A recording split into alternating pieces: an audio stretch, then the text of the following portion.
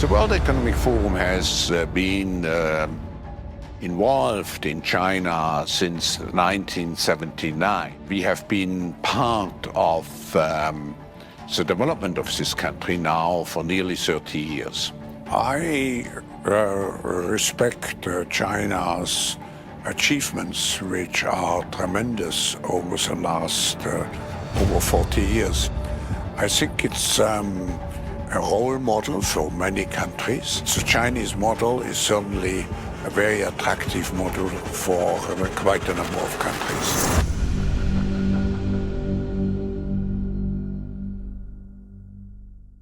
Después de este recuento de 100 años de historia desde el sistema monetario como base de la sociedad y cabeza del pulpo de control, hemos llegado a la actualidad y, como podrás haber ya reflexionado, no es mucho lo que han cambiado las cosas en el mundo. Continuamos bajo el mismo sistema con las mismas cabezas al mando, las mismas reglas y un mundo más pobre y deteriorado que nunca antes en todos los aspectos. Pero hay algo que sí ha cambiado. Los controladores han aumentado su poder y ahora persiguen total y absoluto control del mundo. El ilimitado poder de acumulación desde el control de las reglas del dinero les ha permitido pisar en nuevos terrenos extremadamente peligrosos: la inteligencia artificial y el transhumanismo. ¿Qué tipo de mentor se necesitaría en la vida de algunos autoproclamados líderes mundiales para tan solo a la edad de 31 años poder fundar lo que hoy se conoce como el Foro Económico Mundial, una organización que opera bajo las sombras de las naciones desde Davos, Suiza, y que por años se ha encargado de ejecutar fallidas agendas concernientes a los problemas que azotan al mundo, pero que por algunas razones estos nunca mejoran, y sin embargo,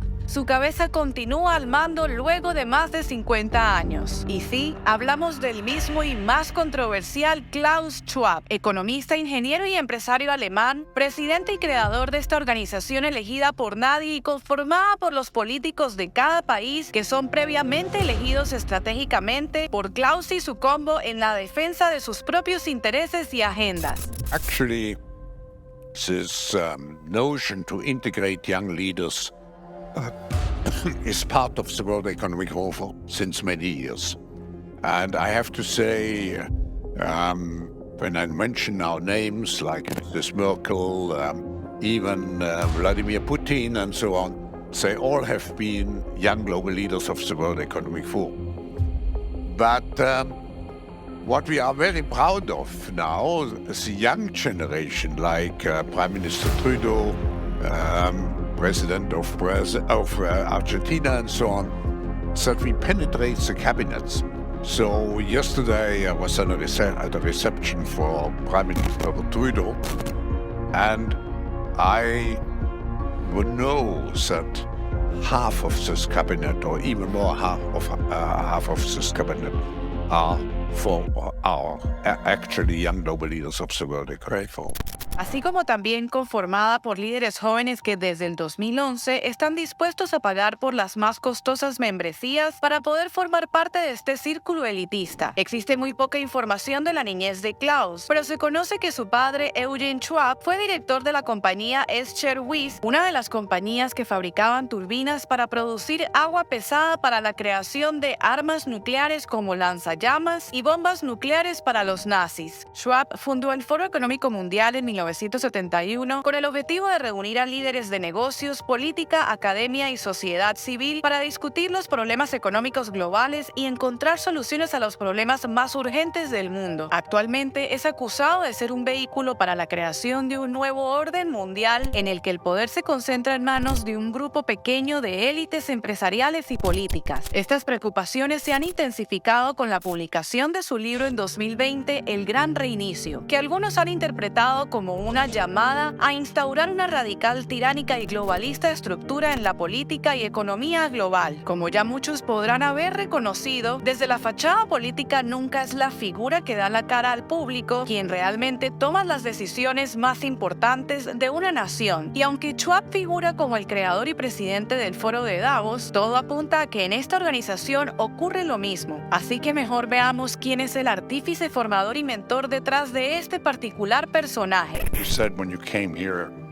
it transformed your life. Was there a course, a professor who really made that difference for you? Yes, there was one course, one seminar of Henry Kissinger, which really opened my eyes. I wasn't accepted to the seminar, but I sat in. I think he let me in because I was German. And it was relatively shortly after the war. There were not too many Germans here. And this created a friendship which has endured until today. And, Henry has been several times in Davos. Controla los alimentos y controlarás a la gente, controla el petróleo y controlarás las naciones, controla el dinero y controlarás el mundo. Para quienes no conocen de Kissinger, les daré una breve antesala, pues más adelante merece este personaje un documental completo en nombre de todos los crímenes e impunes actos de lesa humanidad, así como las graves acusaciones en la financiación de actos terroristas y de regímenes dictatoriales en Latinoamérica y otras naciones. En 1969, Kissinger se convirtió en el asesor de seguridad nacional del presidente Nixon y más tarde asumió el cargo de secretario de Estado. Su enfoque pragmático, conocido como Realpolitik, lo llevó a destacados logros diplomáticos. Estableció conversaciones de limitación de armas con la Unión Soviética y desempeñó un papel fundamental en el acercamiento a China en plena Guerra Fría. Durante la década de 1970, lideró la diplomacia en el Medio Oriente, contribuyendo a la suspensión del embargo petrolero de la OPEP y negociando una tregua entre Israel y los Estados Árabes después de la Guerra Árabe-Israelí de 1973. Realizó numerosas visitas a países extranjeros y desempeñó un papel clave en las conversaciones de paz de Vietnam, aunque fue criticado por ocultar bombardeos secretos en Camboya y Laos. Aunque Kissinger y Le Duc Dou recibieron el Premio Nobel de la Paz por sus esfuerzos en las negociaciones de paz de Vietnam, Kissinger fue objeto de controversia y consideró devolver el premio. A pesar de los desafíos y las críticas, su influencia y contribución en la política exterior de Estados Unidos siguen siendo notables. Henry Kissinger tiene un récord criminal de decenas de acusaciones de colaborar e incluso promover regímenes dictatoriales y acciones terroristas en diferentes partes del mundo que cometieron severas violaciones a los derechos humanos, por lo cual han ocasionado que su persona haya sido duramente criticada desde numerosas entidades, tanto como por personalidades de la política o intelectuales, entre ellas el juez español Baltasar Garzón, quien intentó fallidamente procesarlo por violaciones a los derechos humanos, o el periodista y escritor Christopher Hitchens, autor del bestseller Juicio a Kissinger. Kissinger también ha recibido críticas por ser uno de los miembros fundadores del polémico y todavía activo Grupo Bilderberg, entidad no gubernamental en la que se reúnen varias de las personas más poderosas e influyentes de todo el mundo para discutir sobre acuerdos y agendas secretas, incluyendo monarcas, aristócratas, políticos, empresarios y magnates. Schwab, en su libro El Gran Reinicio, sacado al público durante el 2020, anunció que la cuarta revolución industrial será la era de la digitalización mundial que revolucionará el mundo para siempre. Pero ¿qué implicaciones totalitarias generarán estos cambios? ¿Y por qué es que prácticamente el mundo entero desconoce sobre esto? ¿Acaso es el Foro Económico Mundial de donde nace el gobierno de los gobiernos? Uno de los vehículos para entrar en la cuarta revolución industrial es la tan sonada Agenda 2030. Así, en varios encuentros, Schwab ha dejado claro que a partir del 2020 el mundo jamás volvería a ser como lo conocimos antes. But control of data might enable human elites to do something even more radical than just build digital dictatorships. By hacking organisms, elites may gain the power to re-engineer the future of life itself. Because once you can hack something, you can usually also engineer it. And if indeed we succeed in hacking and engineering life, this will be not just the greatest revolution in the history of humanity. This will be the greatest revolution in biology since the very beginning of life 4 billion years ago. Campañas de propaganda avaladas por el Foro Económico y las Naciones Unidas que han dado la vuelta al mundo por su directa descripción plasmada en sus títulos como "En el 2030 no tendrás nada y serás feliz", y que lo que sea que quieras para ti y tu familia lo rentarás y se te será entregado a la puerta de tu casa mediante drones. Por lo que se me hace inevitable no conectar este escenario a la propuesta creada por un colombiano endorsado por las Naciones Unidas llamada On Habitat y su propuesta de las ciudades de 15 minutos. Esto me hizo recordar a no hace mucho tiempo atrás, durante los encierros forzados del 2020, ¿qué tanto les habrá servido ese escenario como medidor de aceptación social de los tiránicos mandatos impuestos al mundo en el 2020? Por cierto, evento mundial con el que el Foro Económico tuvo bastante conexión, y en breve les contaré por qué. Cada vez se me hace más difícil poder pensar en que estos objetivos estén cerca de solucionar los más denigrantes problemas del mundo. Por más de 50 años, cada hecho demuestra que sus acciones encajan más con aumentar la pobreza mundial y la crisis migratoria, social y ecológica que con disminuirla. Si así fuera, desde hace mucho hubieran empezado por plantear la total separación del sistema monetario de los bancos centrales con los gobiernos y corporaciones por uno descentralizado en donde las reglas del dinero fueran iguales para todos, lo que ayudaría a reducir por lo menos en un 50% los problemas actuales del mundo. Pero por supuesto, creer esto bajo el escenario actual sería una ilusión, pues como lo ha dicho el mismo Schwab en repetidas ocasiones, el secreto para el éxito de su agenda de gobernanza mundial, a la que le llama Gran Reinicio o Cuarta Revolución Industrial, se lograría bajo un tipo de capitalismo corporatocrático aplicado que describe como capitalismo de las partes interesadas o stakeholder capitalism.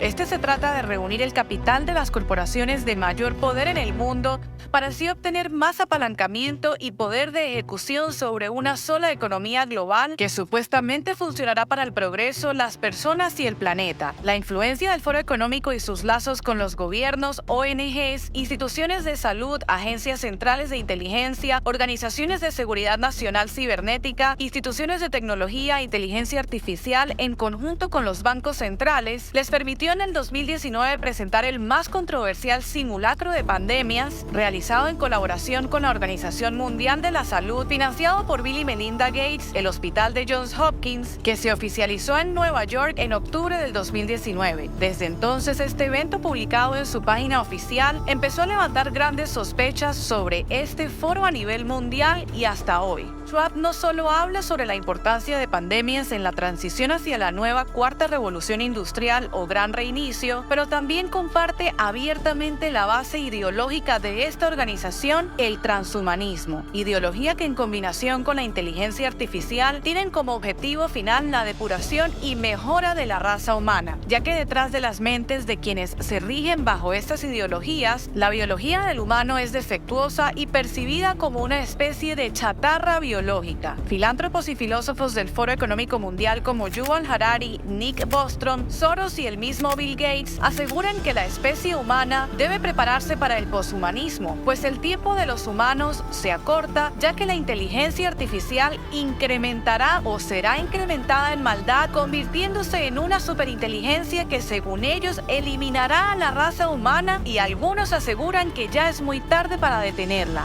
Estas narrativas son camufladas por algunos políticos y líderes del mundo con frases utilizadas públicamente, como lo es la conocida frase de Build Back Better. To build back better or whatever. To build back better than before. Remember the terrible damage of COVID as we try to build back from this global pandemic. Joe Biden calls it Build Back Better. Building back better. To do things differently. To build back better. We're going to build it back better.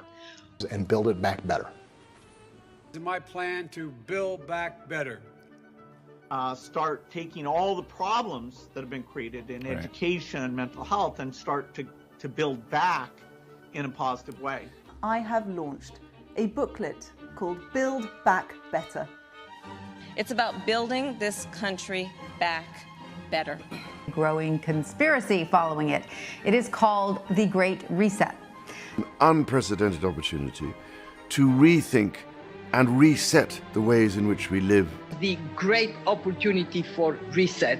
The theory even calls Mr. Biden's campaign slogan, Build Back Better, a front for the conspiracy. Build back better. Building back better our economy. Build back better. All elements of the Great Reset are fundamental to building the future we need. This pandemic has provided an opportunity for a reset. It's a big effort to, some would say, to build back better.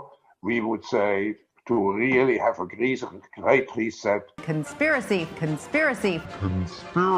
Esto, aunque parezca, no se trata de ciencia ficción, pero lo que sí es realidad son los miles de millones de dólares invertidos en desarrollar estas tecnologías, incluyendo varios países del mundo que han intentado alcanzar por décadas el objetivo más grande del transhumanismo, la inmortalidad, que significa lograr bajar la conciencia humana a un computador que puedan ser colocadas en otros cuerpos en el futuro. Human quest is immortality and divinity. We're all trying to be superhumans. Is that actually happening? Yes, in places like Silicon Valley, everybody's talking about immortality. Google has just established 2 or 3 years ago a sub-company called Calico, whose stated aim is to solve the problem of death. Will we still be human? Not in the sense that we understand humanity today. So what's the danger? You say that we could end up merging with computers and we could almost become useless.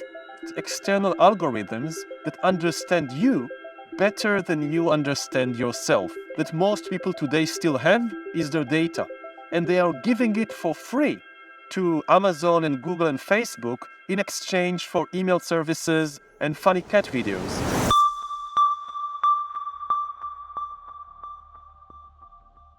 Otro de los componentes principales necesarios para materializar la creación de una gobernanza mundial es a través de la imposición de una moneda digital programable. Los bancos centrales están reforzando su plan de centralización mediante el despliegue de CBDCs, que son las monedas digitales de los bancos centrales, y nuevos sistemas de redes de pagos. De hecho, Estados Unidos lanzará FedNow en julio del 2023, y aunque no se trata de un CBDC sino de un libro mayor centralizado, este dará poder al Banco Central para supervisar todas las transacciones, adelantando un paso hacia la puerta de entrada a la imposición de las CBDCs. Aunque en realidad no necesitan emitir un nuevo token o una moneda electrónica, lo más importante para ellos es centralizar el sistema de liquidación principal y hacerlo programable. Además, los programas de CBDC ya se han lanzado en algunos países como China y Nigeria. Esta alternativa impuesta sería mucho peor que el sistema fiduciario actual, pues tendrán los gobiernos la potestad de adicionar condiciones de uso al dinero por primera vez. Estos son los aspectos más alarmantes. Las CBDC serán respaldadas por un sistema de vigilancia digital que será controlado por los gobiernos y que requerirá de una identificación digital para garantizar su uso. Este sistema le dará la potestad al gobierno de cuestionar, rastrear y limitar cualquier uso que quieras darle a tu dinero, específicamente si su régimen de control se ve amenazado por tu comportamiento, con lo que podrán limitarte el acceso en cualquier momento. Las CBDC son monedas completamente programables, lo que significa que si incumples algunas de sus nuevas reglas, podrán quitarte el acceso inmediato como forma de penalización. Esta característica demuestra que las CBDC no son dinero de verdad, sino un token gubernamental diseñado para implementar más control y vigilancia. Las CBDC estarán atadas a lo que será el nuevo sistema crediticio digital, así como ya sucede en China, en donde cualquier comportamiento que el gobierno clasifique como opuesto o que amenace a su régimen tendrían el derecho de descontar dinero de su cuenta como representación de una multa. Esto dependerá de la lista de categorías que se incluirán en el sistema de control digital. Las CBDC que serán avaladas por los gobiernos han sido totalmente politizadas, con lo cual la mayoría en el mundo no podrá ahorrar libremente o gastar su propio dinero como quiera. Es claro que el mundo, al darse cuenta de esta realidad, rechazará la imposición tiránica de las CBDCs, y esta necesidad llevará a los pueblos a entender la utilidad y el valor soberano de un sistema descentralizado y desconectado de los gobiernos y bancos centrales, como el que permite el protocolo de código abierto de Bitcoin, la única alternativa descentralizada en existencia con la que por primera vez en la historia de la humanidad se cuenta con la única forma de dinero digital duro. ¿Y cuáles son las características que hacen al dinero uno real y verdadero y que funcione? El respaldo de la prueba de trabajo y energía, características indispensables del dinero real, porque aunque el dinero per se no tenga valor intrínseco, esta herramienta de medio de comunicación entre humanos debe tener características alineadas a las nuestras, que somos quienes lo producimos mediante el intercambio de nuestro tiempo y energía desde cada labor. El tiempo humano es limitado y escaso, nuestra labor requiere de energía. Dicho esto, el dinero tiene que representar y encapsular estos conceptos humanos de tiempo y energía para poder funcionar a largo plazo. Tiene que ser escaso y requerir de prueba de trabajo en su creación. El oro, siendo similar, funcionó durante miles de años por estas razones. El problema del oro es que es confiscable, censurable y pesado, y necesita confianza en terceros para transferirse, pero el protocolo de código abierto detrás de Bitcoin resuelve estos inconvenientes. Es como oro digital sin los problemas del oro. Bitcoin es el único activo descentralizado que reúne todas las características para ser dinero mercancía mundial y libre, lo que le brinda a los humanos verdadera libertad financiera, devuelve la soberanía y su escasez impediría la inflación inorgánica. Bitcoin es la primera propiedad privada considerada por la Comisión de Bolsa de Valores de Estados Unidos como mercancía digital.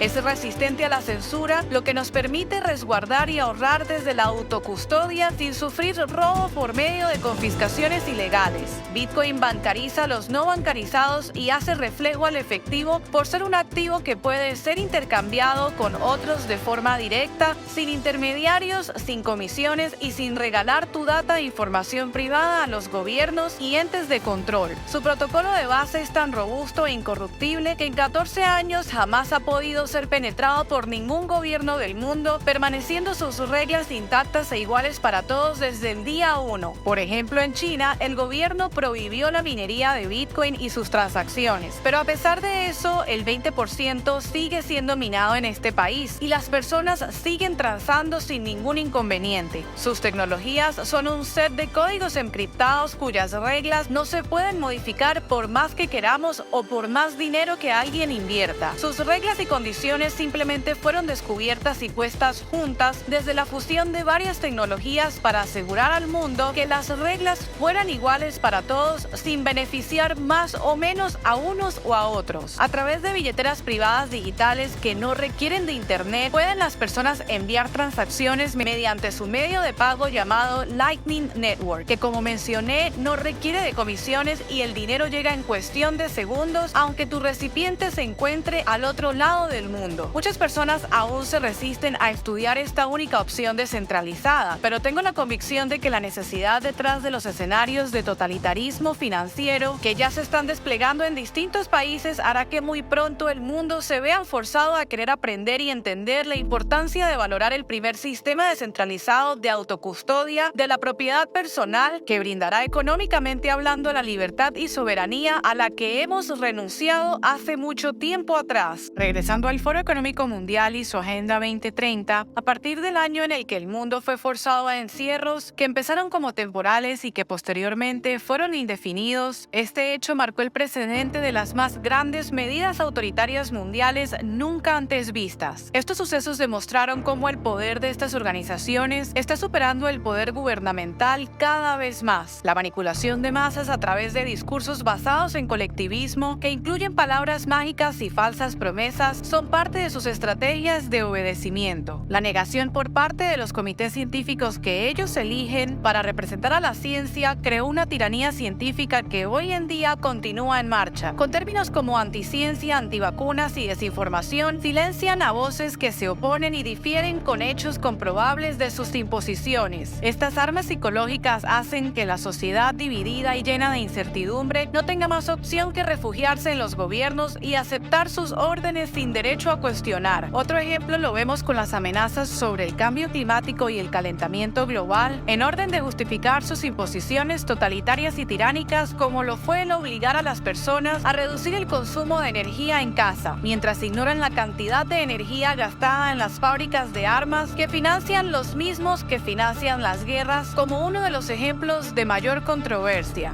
Y no se trata de negar que el exceso de consumismo material ha hecho un gran daño al planeta, pero precisamente este ha sido impulsado por las mismas corporaciones que por décadas utilizaron la técnica de reproducción masiva llamada natalismo a conveniencia para crear suficiente fuerza humana con el fin de beneficiar el crecimiento masivo de las corporaciones más poderosas de hoy. Aunque son estas las principales culpables de dañar y continuar dañando el planeta, irónicamente son las mismas que empujan la reducción de la huella de carbono, objetivo también descrito en la Agenda 2030, que con palabras sofisticadas al final se traduce en nada más que la reducción de nuestra especie. Una forma de inducir esta reducción es a través de hacernos sentir culpables de prácticamente toda nuestra existencia. Ya entenderán por qué le dan tanta luz verde a las leyes de eutanasia como en Canadá y otros países. Las narrativas más fuertes para inducir miedo es la del cambio climático y la de la inteligencia artificial. Mediante lavados de cerebros sobre eventos futuros, hacen que la gente tenga la convicción de que el fin de todo ya está por llegar y que no existe una solución para impedirlo. Es un poco descarado que estas personas culpen al ciudadano de a pie de los daños al planeta cuando en realidad son la mayoría de sus corporaciones productoras de venenos que más daño hacen a todos, incluyendo a la Tierra, empezando por sus productos comestibles, siendo el señor Gates de los mayores compradores de tierras de siembra en Estados Unidos también desde el 2020. El suceso de los agricultores en Holanda y otras partes del mundo con la excusa de disminuir su cantidad de nitrógeno por exceso de siembras, estas medidas terminaron perjudicando la producción de alimentos provenientes de la tierra, causando crisis alimentarias que se extendieron por semanas y meses. Y me pregunto,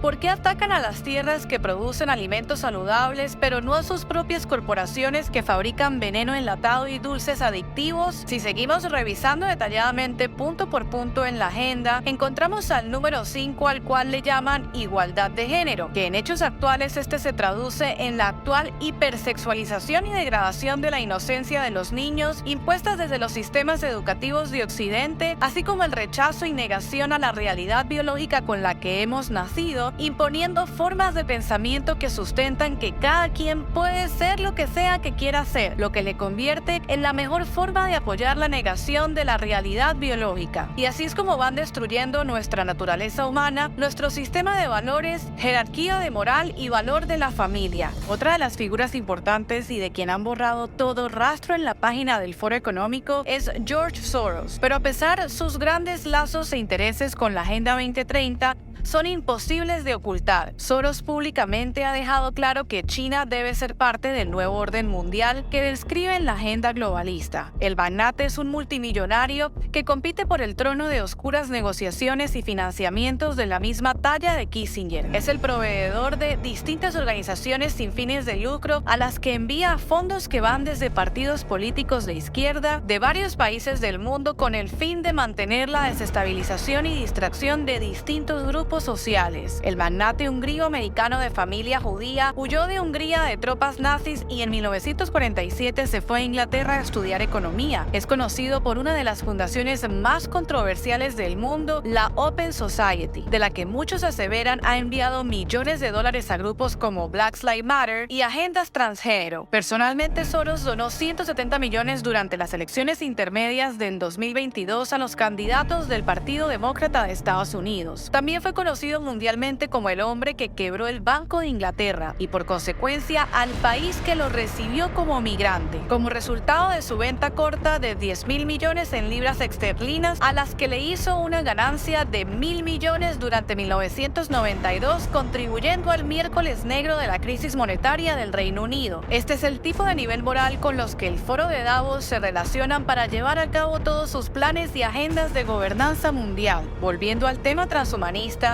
esta ideología va de la mano con el uso de la nanotecnología, tecnología basada en la modificación de la materia en escalas atómicas, moleculares y supramoleculares con fines industriales, que viene desarrollándose por lo menos desde 1960. Hoy varios expertos han encontrado el uso de nanotubos de carbono en el ambiente, alimentos y ciertos medicamentos, y a pesar de existir amplios estudios como uno de 2 años en la Escuela de Salud Pública de la UCLA, que encontró que los ratones de laboratorio que consumían dióxido de nanotitanio, nanotecnología, mostraron daños en el ADN y los cromosomas en un grado vinculado a enfermedades como el cáncer, las enfermedades cardíacas, las enfermedades neurológicas y el envejecimiento. El hecho de buscar la modificación del ADN humano sin regulaciones es extremadamente peligroso. Y por cierto, ¿de qué serviría regular todo este tema de inteligencia artificial y nanotecnología a nivel gubernamental cuando en múltiples ocasiones personajes como Harari han dejado claro que la inteligencia artificial podría salirse de control destruyendo toda nuestra civilización, ¿no es esto ya una razón suficiente como para parar su desarrollo? Parece que no para ellos.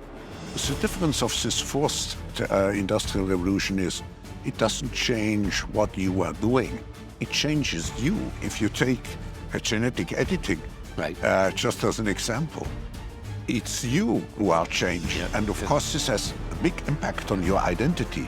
And offers certain kinds of possibilities that have to be careful about. You know, when you began to do that kind of gene editing, some people worry that you were changing what it means to be human.